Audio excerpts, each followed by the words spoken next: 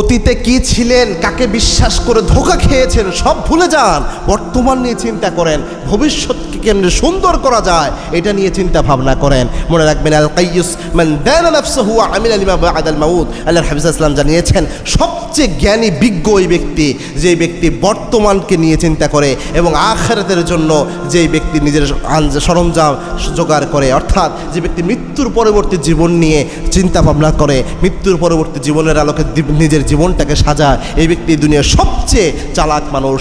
আর যারা সামান্য দুনিয়ার জন্য, দুনিয়ার স্বার্থের জন্য দুনিয়ায় মানুষের সাথে ধোঁকাবাজি করে, বাটপারি করে, এদের মতো বোকা, এদের মতো দাদান, এদের মতো মূর্খ আল্লাহর দুনিয়ার কেউ হতে পারে না। এজন্য যে ব্যক্তি আপনার জীবনে ধোঁকা দিয়েছে, কষ্ট দিয়েছে, তার চিন্তা মাথা থেকে ঝেড়ে ফেলেন, আল্লাহর উপর ভরসা করেন, আপনার পথে আপনি এগিয়ে যান। আল্লাহর দোয়ায়, আল্লাহ রাব্বুল আলামিনের সাহায্যে ইনশাআল্লাহ আপনি আল্লাহ রাব্বুল আলামিন চূড়ান্ত সফলতার শিখরে আল্লাহ আপনাকে পৌঁছে দিবেন।